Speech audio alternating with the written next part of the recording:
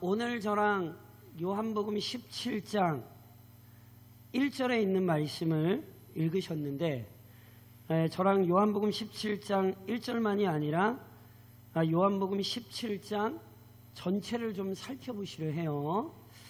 요한복음 17장 1절은 오늘 저랑 읽으신 본문에 드러나는 것처럼 실은 예수님께서 하시는 기도예요.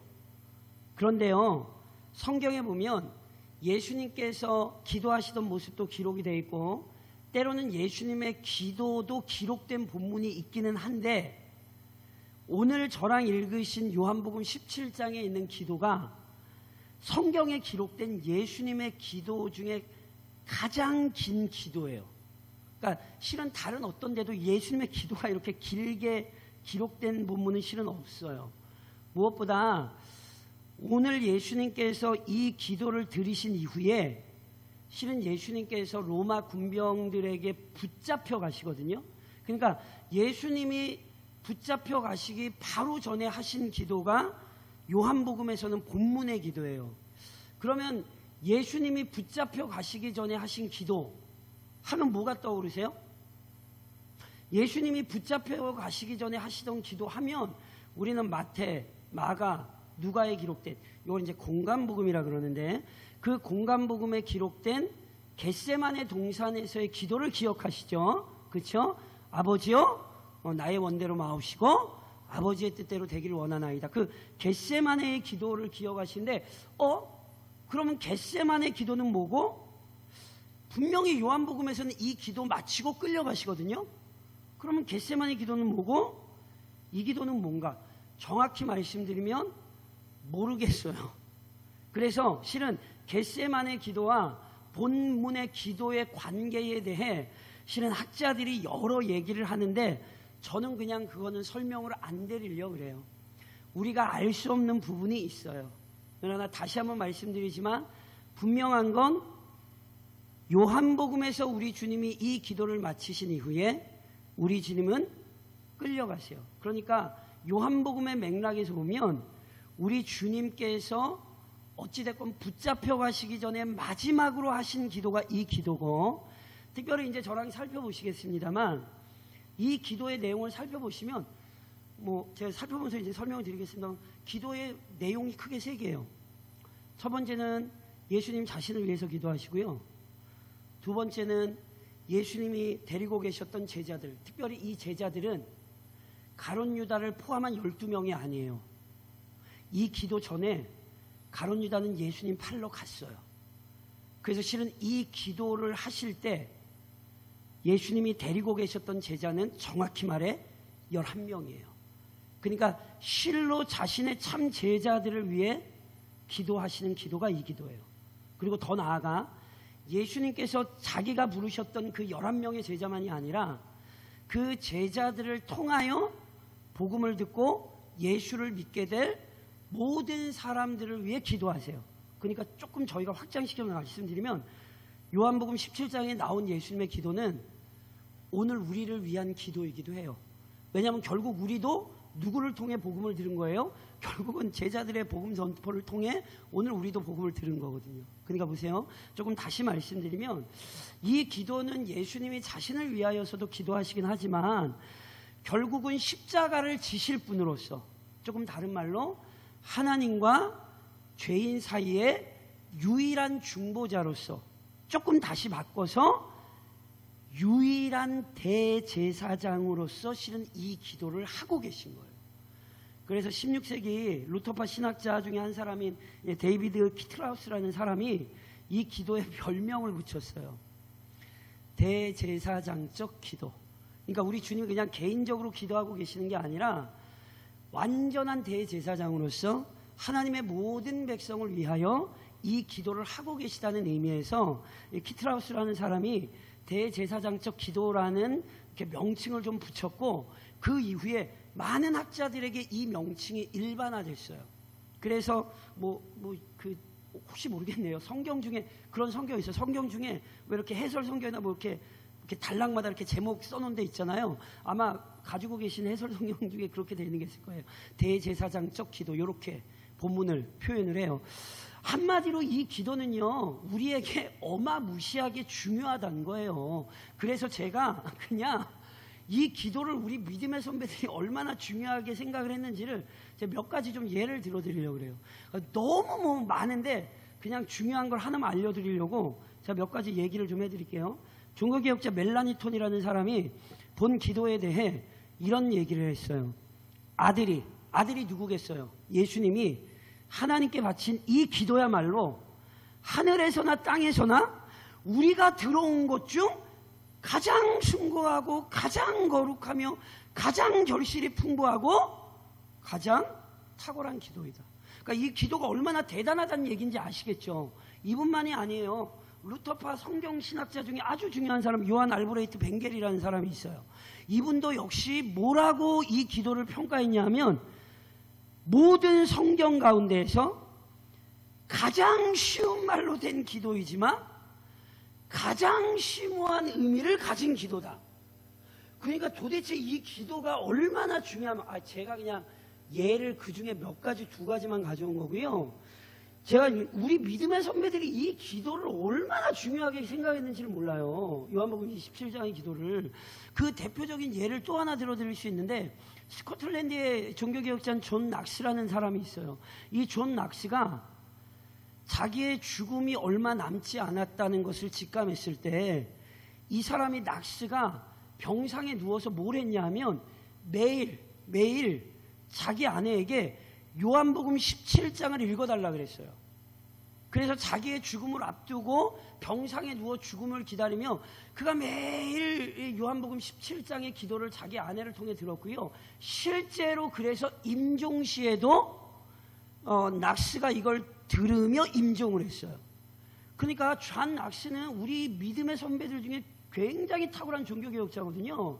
그러니까 그 믿음의 선배들이 죽음 앞에서도 이 기도를 들었다는 건, 이 기도가 얼마나 능력 있는 기도인가를 우리에게 설명하는 거예요. 그래서 저랑 예수님의 요한복음 17장에 있는 이 기도가 우리 믿음에 굉장히 중요한 기도구나 라는 사실을 기억하시고 오늘 본문을 저랑 같이 들어가셔야 되는 거예요. 그러니까 뭐 성경 말씀 중에 어느 말씀도 중요하지 않은 말씀이 없지만, 특별히 그리스도인들이, 우리 믿음의 선배들이 기도의 삶에 있어서 얼마나 이 요한복음 17장을 중요하게 생각했는지를 기억하시며 오늘 저랑 이 기도를 이제 살펴보시기 시작하는 거예요. 특별히 오늘은 저랑 뭘 하시냐면, 이 기도가 언제 드려졌는지 그 상황에 주목하실 필요가 있어요. 무슨 말씀이냐면, 오늘 저랑 읽으신 본문이 이렇게 시작됐잖아요. 예수께서 이 말씀을 하시고, 자, 제가 여쭤볼게요. 예수님께서 이 기도 언제 하셨어요? 잘 모르시겠어요? 성경이 이렇게 됐잖아요. 예수님께서 이 말씀을 하시고, 자, 예수님께서 이 기도 언제 하셨어요? 이 말씀을 하시고. 도대체 이 말씀이 뭐길래요? 이 기도는 바로 앞에 하셨던 말씀과 연관이 돼요. 그래서요, 우리 탁월한 믿음의 선배 중에 한 사람인 매튜 헨리가 이 본문을 주석하면서 먼저 이런 표현을 썼어요. 뭐라고 얘기했냐면, 이 기도는 지극히 충만하고 위로에 넘치는 대화 다음에 나오는 것으로 이 말씀을 하시고. 그러니까 실은 이 기도를 이해하려면 위로에 넘치는 대화 다음에 나오는 것으로 세상에서 지금까지 드려진 기도 중 가장 탁월한 것이다. 제가 몇 사람만 읽어드렸지만 우리 믿음의 선배들 중에 수많은 사람들이 이 기도를 뭐라고 얘기했냐면, 성경에 나온 기도 중에 가장 탁월한 기도라고 표현을 했어요. 근데 이 가장 탁월한 기도가 그냥 나온 게 아니라 이 말씀을 하시고, 그러니까 예수님께서 하신 말씀과 연관되어 이 기도가 나오는데, 예수님께서 하셨던 이 말씀은 요한복음 14장으로부터 요한복음 16장까지의 말씀이에요. 그러니까 예수님께서 요한복음 14장으로부터 16장까지 제자들에게, 제가 많이 말씀드렸어요. 이건 요한복음 14장부터 16장은, 이 요한복음 14장부터 16장은요, 예수님께서 붙잡아 가시기 전에 제자들에게로 마지막 주신, 그래서 조금 달리 말씀드리면 거의 유언과도 같은 말씀이에요. 그러니까 예수님께서 이 말씀하시고 17장에 기도하시고 끌려가시는 거예요. 그러니까 17장에 나온 이 탁월한 기도는 실은 14장으로부터 16장의 말씀에 이어서 하는 것으로 이 말씀과 실은 이 기도가 실은 떨어지지 않아요. 그래서 제가 그냥 간략하게 핵심만 말씀드리면 이거예요. 예수님께서 14장으로부터 16장까지 하셨던 말씀은요, 이런 말씀이에요. 저랑 화면을 보시면서 요한복음 16장 7절을 같이 한번 읽으시겠어요? 같이 읽겠습니다. 그러나 내가 너희에게 실상을 말하노니 내가 떠나가는 것이 너희에게 유익이라. 내가 떠나가지 아니하면 보혜사가 너희에게로 오시지 아니할 것이요 가면 내가 그를 너희에게로 보내리니. 자, 예수님이 이제 십자가를 지시고 제자들을 곁을 떠나시죠. 슬퍼요, 안 슬퍼요? 슬플 필요가 없단 말씀을 요한복음 14장부터 16장까지 하셨어요. 물론 제자들 입장에서 얼마나 충격적입니까? 사랑했던 예수님이 죽임당하시잖아요. 그 뭐 제자들에게 실은 충격이 될 수밖에 없죠. 그런데 그 충격 중에도 제자들은 반드시 기억해야 했던 사실이 있어요.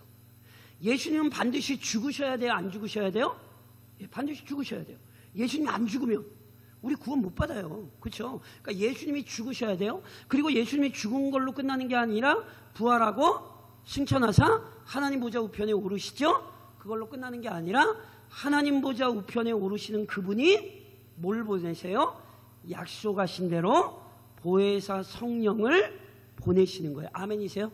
이 약속대로 성령이 오셨습니까? 안 오셨습니까? 성령이 오셨죠. 그래서 보세요.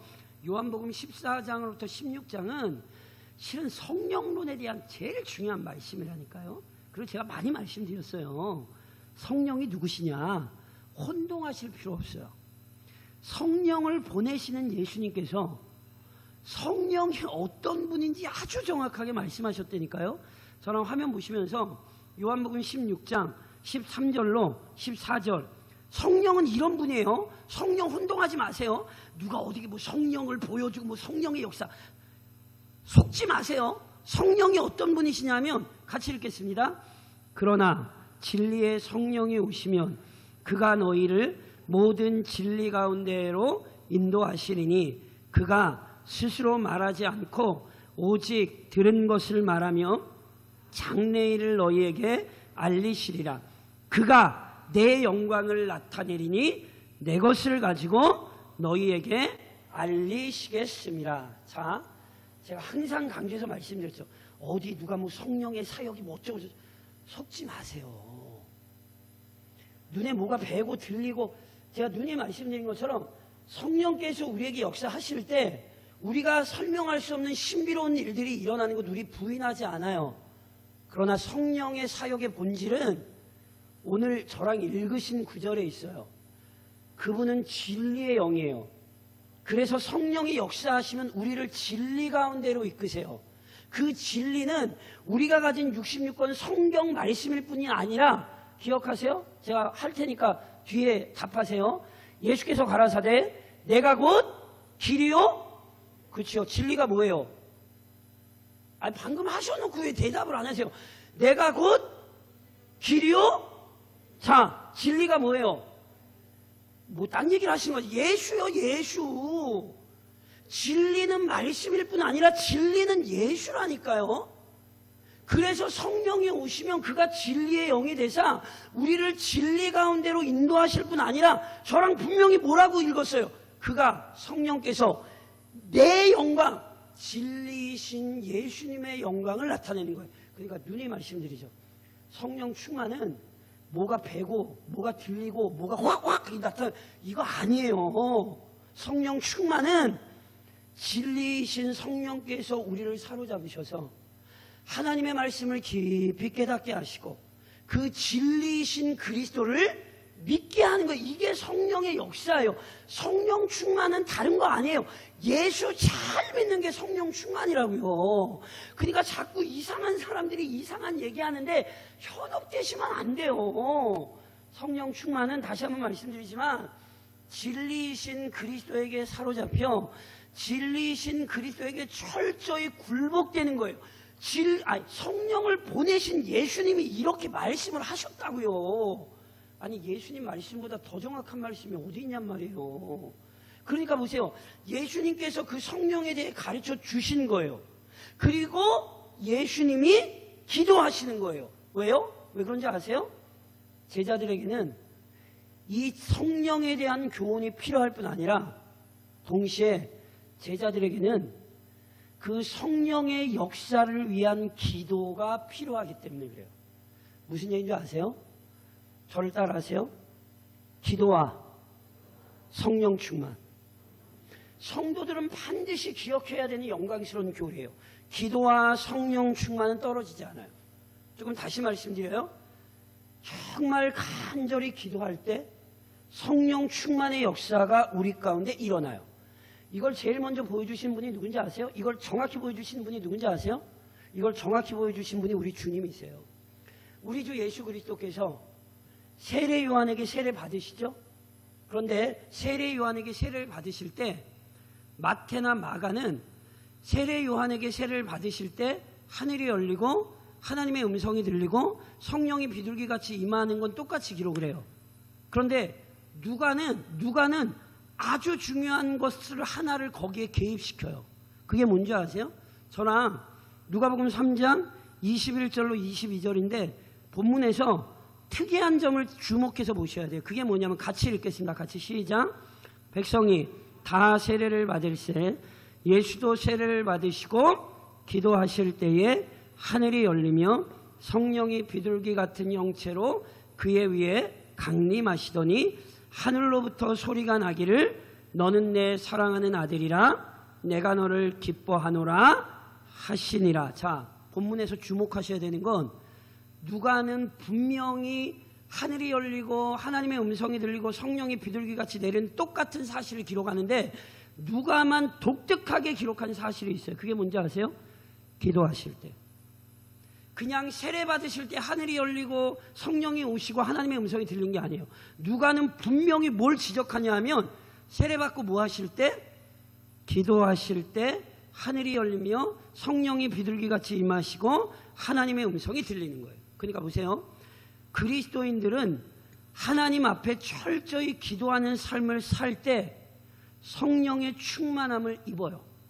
예수님만 이러셨어요? 아니에요. 부활하고 승천하신 예수님께서 제자들에게 승천하시며 말씀하셨어요. 약속하신 성령이 오기까지 뭐하라? 기다리라. 기억나세요? 약속하신 성령이 오시기까지 너희가 기다리라 말씀하셨고, 그래서 제자들이 예수님 승천의 광경을 보면서 약속하신 성령이 임하시기까지 제자들이 뭐 했는지 아세요? 사도행전 1장 13절로 14절. 저랑 같이 읽으세요. 화면 보시면 너무 중요한 말씀을 같이 읽겠습니다. 들어가 그들이 유하는 다락방으로 올라가니 베드로, 요한, 야고보, 안드레와 빌립, 도마와 바돌로메, 마테와 및 알페오의 아들 야고보, 셀로신 시몬, 야고보의 아들 유다가 다 거기 있어 여자들과 예수의 어머니 마리아와 예수의 아우들과 더불어 마음을 같이하여 오로지 기도에 힘쓰더라. 약속하신 성령이 임하시기까지 제자들이 뭐하고 있었어요? 저희가 소위 얘기하는 마가의 다락방에서 뭐하고 있었어요? 오로지 기도에 힘쓰더라. 보세요. 예수님이 성령에 대한 말씀만 주지 않으세요. 성령에 대해 가르치신 예수님께서 친히 그 말씀이 끝나자마자 제자들을 위해 기도하세요. 왜요? 성령의 충만함은 기도 없이 오지 않기 때문에 그래요. 놀랍게도 성경은 우리에게 굉장히 중요한 질서를 보여주는데 하나님께서 약속하신 그 성령을 간절히 기도하며 바라는 자들에게 성령의 충만한 역사가 임한다는 사실을 성경이 가르쳐요. 특별히 제가 항상 말씀드리죠. 여기 성령 충만이란 구원받는 거 얘기하는 거 아닙니다. 이게 지금 제자들이 성령 받았어요? 안 받았어요? 제자들이 오순절 성령 강림 사건 전에 성령 받았어요? 안 받았어요? 이미 받았습니다. 혼동하시면 안 돼요. 그러니까 제자들이 성령을 안 받았기 때문에 오순절날 성령을 받았다, 이렇게 얘기하면 이건 또 이단인 거예요. 그렇게 얘기하시면 절대로 안 돼요. 성령을 통해 구원의 은혜가 우리에게 임한 것과, 그래서 이미 성령이 우리를 통치하시는 것, 이걸 약간 어려운 얘기로 중생이라 이래요. 성령께서 우리에게 중생의 은혜를 일으키신 것과, 더 나아가 우리에게 중생의 은혜를 일으키신 성령께서 성화의 과정에 있는 성도에게, 즉 예수 믿고 이미 말씀 안에서 씨름하며 사는 성도에게, 그 성화의 과정 중에 있는 성도에게 주권적으로 강하게 역사하시는 것, 이걸 우리는 성령 충만이라 그러는 거예요. 그러니까 봐요, 성령 안 받아서 성령 충만하라는 얘기 아니에요. 성령이 임하여 계시지 않으면 성령 충만도 할 수 없는 거예요. 성령 충만이란 이미 성령의 다스림 안에 들어있는 성도로서, 이미 성령과 함께 동행하는 성도로서 우리가 생각하지 못했던 때에, 우리가 생각하지 못했던 방법으로 성령께서 주권적으로 우리에게 놀라운 역사를 이루시는 것, 이걸 성령 충만이라고 한다고요. 그래서 보세요, 성령 충만이 개인적으로 이루어지면 이걸 성령 세례라고 그러고요, 성령 충만이 어떤 성도 개인이 아니라 그 교회 공동체 가운데 급격하게 성령의 역사가 일어나는 걸 뭐라고 부르는지 아세요? 그걸 부흥이라 그러는 거예요. 그렇죠? 성도에게 성령 충만의 역사가 어떤 개인이 아니라 공동체의 성령의 역사가 쏟아 부어지는 것, 그걸 부흥이라 그래요. 그래서 우리가 역사 속에 교회가 부흥을 경험하는 때가 있죠. 그 보세요, 교회가 성령을 안 받아서 부흥된 거예요? 아니에요. 이미 성령의 놀라운 은혜 가운데 있지만 때로는 영적으로 죽어있던 교회, 때로는 영적 능력을 상실했던 교회 가운데에 성령의 강력한 임재가 나타나는 거예요. 그게 부흥이에요. 근데 그게 뭐와 안 떨어진다고요? 기도와 안 떨어져요. 그래서 보세요, 진짜로 부흥을 간구하는 교회 성도라면 항상 기도하게 돼 있어요. 정말 믿음의 성도라면 끊임없이 하나님께서 그 성령의 역사를 우리에게 일으키시기를 간구하게 돼 있어요. 그때 성령의 놀라운 역사를 실제로 경험하게 되는 거예요. 왜 우리 주님이 말씀을 마치시고 기도하셨냐고요? 성령의 충만한 역사는 절대로 기도와 떨어지지 않기 때문에 그래요. 동시에 또 하나 기억하셔야 될 게 있어요. 자, 우리 주님께서 기도하신 대로 될까요? 안 될까요? 우리 주님께서 기도하신 대로 되죠. 우리 주님이 아버지 하나님께 기도하셨고, 그러니 하나님께서 그 모든 뜻들을 이루실 거예요. 그리고 실은 정확히 말하면 예수님은 이미 하나님께서 하실 일을 알아요.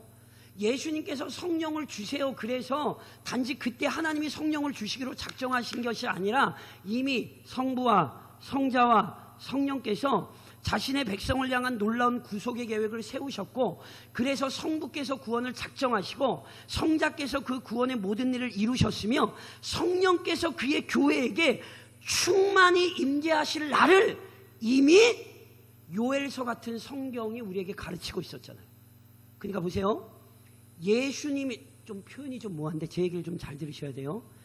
예수님의 기도만이 아니라도 성령의 충만한 역사는 일어납니까? 안 일어납니까? 일어나게 돼 있어요. 이건 이미 하나님께서 작정하신 거예요. 근데 보세요, 예수님이 그러면 하나님께서 어차피 하실 거니까 내가 뭐 기도할 필요 있겠어 라고 생각하셨다면 예수님이 기도하셨을까요? 안 하셨을까요? 뭐 하나님이 어련히 알아서 하시겠지, 뭐 내가 기도 안 해도 뭐 이미 작정됐는데, 뭐 만일 예수님이 이렇게만 생각하셨다면 예수님이 기도하셨겠어요? 안 하셨겠어요? 안 하셨겠죠. 근데 예수님 기도하세요? 안 하세요? 하시죠. 왜요? 성도들에게 종종 혼동되는 문제가 있어요. 하나님께서 주권적으로 역사하신다는 사실과, 그래서 오늘 우리에게 어떤 책임이 있는가를 자꾸 혼동해요. 예를 들면 제가 이렇게 설명드릴게요. 제가 예전에 주기도문 하면서도 말씀드렸어요. 저는 주기도문을 외우려면 실은 주기도문 앞에 나온 구절도 외워야 된다라고 생각하는 사람 중에 한 사람이에요. 마치 십계명을 제대로 이해하려면 나는 너를 애굽 땅 종되었던 집에서 인도하여낸 내 하나님 여호와니라라는 서문을 외워야 실은 십계명이 이해가 되거든요. 마찬가지예요. 주기도문을 정확히 이해하려면 실은 주기도문 바로 앞에 어떤 말씀이 있었는지를 이해하실 필요가 있어요. 저랑 본문을 보면서 같이 한번 읽으실까요? 화면을 보면서 저랑 같이 한번 읽으실까요? 주기도문 바로 앞에 원래 어떤 말씀이 있는지 아세요? 같이 읽겠습니다. 그러므로 그들을 본받지 말라. 구하기 전에 너희에게 있어야 할 것을 하나님 너희 아버지께서 아시느니라. 그러므로 너희는 이렇게 기도하라.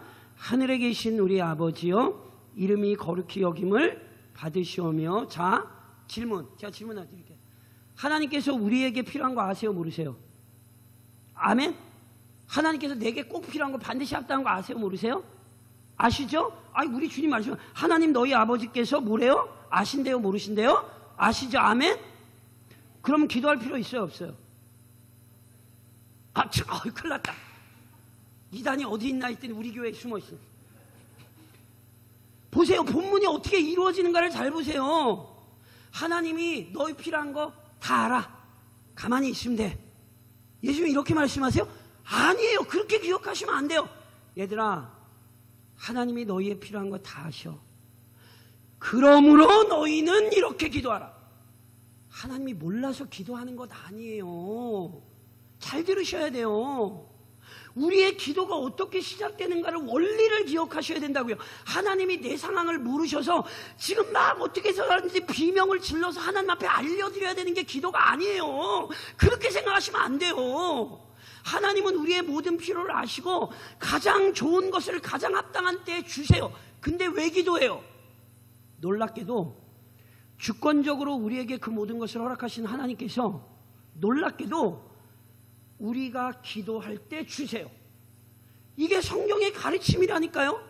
놀랍게도 하나님은 주권적으로 그 뜻을 이루시지만 동시에 우리가 하나님 앞에 그 문제를 놓고 기도할 때 놀랍게도 우리의 기도에 응답하사 우리의 필요들을 허락하시는 거예요. 그래서 다 예수 믿으면서 무슨 고백하세요? 아, 하나님이 그 기도 내게 응답하셨다고.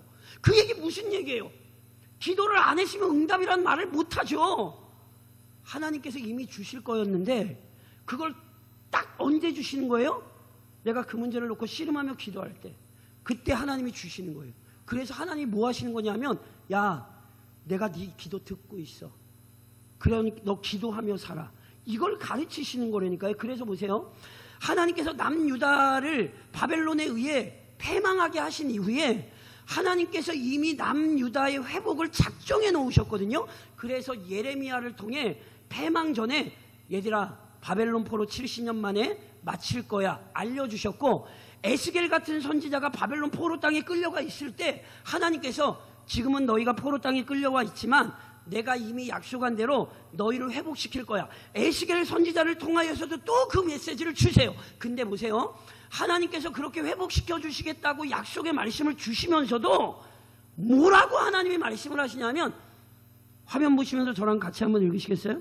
에스겔 36장 37절 같이 시작. 주 여호와께서 이같이 말씀하셨느니라. 그래도 이스라엘 족속이 이같이 자기들에게 이루어 주기를 내게 구하여야 할지라. 내가 그들의 수요를 양떼같이 많아지게 하되. 주께서 이같이 말씀하셨느니라. 하나님이 약속 지키실 거예요. 그런데 그래도 이스라엘 족속이 이같이 자기들에게 이루어 주기를 뭐하라고요? 내게 구하여야 할지라. 이 원리를 잊으시면 안 돼요. 하나님은 주시되 기도할 때 주세요. 그래서 잘 아시는 말씀 있잖아요. 마태복음 7장에 우리 주님 뭐라고 말씀하셨어요? 구하라. 그러야 하면 너희에게 주실 것이요. 안 구하면 안 줘요. 이거 잘 기억하셔야 돼요. 구하라 그리하면 너희에게 주실 것이요. 찾으라 그리하면 찾아낼 것이요. 문을 두드리라 그리하면 너희에게 열릴 것이니 구하는 이마다 받을 것이요. 찾는 이가 찾아낼 것이요. 두드리는 이에게 뭐라고요? 열릴 거라고요. 이거 아주 중요한 영적인 질서예요. 하나님이 그냥 안 주시겠대요. 뭐 할 때 주시겠대요? 구할 때 주시겠대요. 그래서 하나님을 믿는 사람은 진짜로 구하게 돼 있는 거예요. 왜요? 구할 때 주시거든요. 안 찾을 땐 못 찾게 하세요. 문 안 두들길 땐 하나님도 문 안 열어주세요. 성경에 보면 그런 사건이 많이 있어요. 그래서 우리 주님 기도하시는 거예요. 우리 주님은 그 사건이 이루어질 줄 아세요. 누구보다 정확히 아세요. 그런데도 우리 주님은 그 놀라운 사건이 이루어지길 제자들 앞에 기도하며 가르치시는 거예요. 그래서 이 말씀을 마치시고 우리 주님 기도하시는 거라니까요. 그래서 오늘 본문 속에서 우선 하나만 좀 오늘 하나 적용하며 좀 기억하셔야 될 게 있어요. 자, 저를 좀 따라하세요. 때가 있다. 뭐가 있다고요? 그럼 어떻게 하셔야 돼요? 목욕탕에 가가지고 때를 미셔야 돼요? 그때가 아니죠. 농사 지어서 저보다 훨씬 잘하시죠. 제가 보니까 농사가 진짜 때가 있던데. 오늘도 이번 주에도 제가 어떻게 누구 식사하다 같이 얘기 나눈 거 농사도 때가 있더만요. 씨 뿌릴 때 씨 뿌려야 되고요. 농약 줄 때 농약 줘야지. 그거 놓치면 소용없던데요. 농사 저보다 잘하시잖아요. 그럼 농사만 그런가요? 아니에요. 기도도 때가 있어요. 이거 잘 기억하셔야 돼요. 우리 주님의 인생을 보면 우리 주님은 철저히 기도의 사람이셨어요. 그분은 언제나 기도하셨어요. 누가복음 22장에 보면 그래서 이런 말씀이 있어요. 예수께서 나가사 뭐를 따라? 습관을 따라. 무슨 얘기예요? 예수님 어쩌다 기도하신 분 아니에요. 그분은 삶 자체가 기도예요. 그래서 습관을 따라 감람산에 가시면 제자들도 따라가죠. 그분은 어쩌다 기도하신 분이 아니라 그분은 그의 인생 자체가 기도셨어요. 근데 아세요? 그의 인생 자체가 기도이셨던 그분이 특별히 기도하실 때가 있었어요. 예를 들면 누가복음 6장에 이런 말씀이 있죠. 이때에 예수께서 기도하시러 산으로 가사 밤이 새도록 하나님께 기도하시고 밝음에 그 제자들을 부르사 그 중에서 12를 택하여 사도라 칭하셨으니. 우리 주님 언제나 기도하셨지만 제자들을 택하여 부르시기 전에 밤새 기도하셨어요. 특별히 기도하셨다고요. 그거 아시잖아요. 아까도 얘기했죠. 겟세마네 동산의 기도가 뭐예요? 십자가 지시기 전에 기도하셨어요. 마태복음 26장에 보니 이에 예수께서 제자들과 함께 겟세마네라 하는 곳에 이르러 제자들에게 이르시되 내가 저기 가서 기도할 동안에 너희는 여기 앉아 있으라 하시고. 우리 주님 언제나 기도하셨지만 겟세마네 동산에서 특별히 기도하셨어요. 심지어 그분은 아시죠? 십자가 위에서 죽임당하시면서도 기도하셨어요.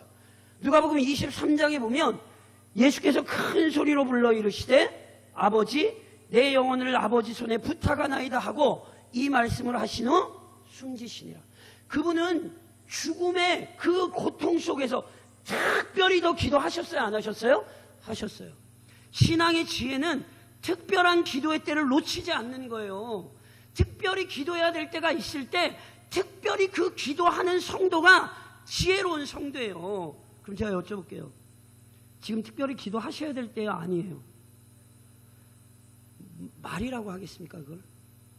코로나19로 인해 실은 신앙이 여러 가지로 큰 어려움을 겪었고, 제 누님 말씀드리죠.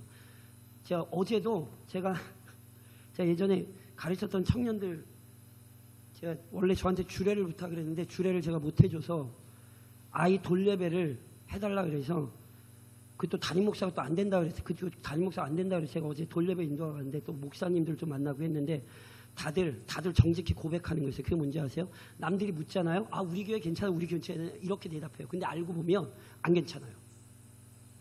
목사가 그걸 모르겠어요? 내 성도들의 삶과 형편을 모르겠어요? 말은 다 우리 교회는 괜찮아, 다 그래. 근데 다들 알아요. 지금 안 괜찮아요. 성도들 중에 안 괜찮은 사람이 이미 눈에 보이는데 그러니까 그냥 말은 괜찮아요.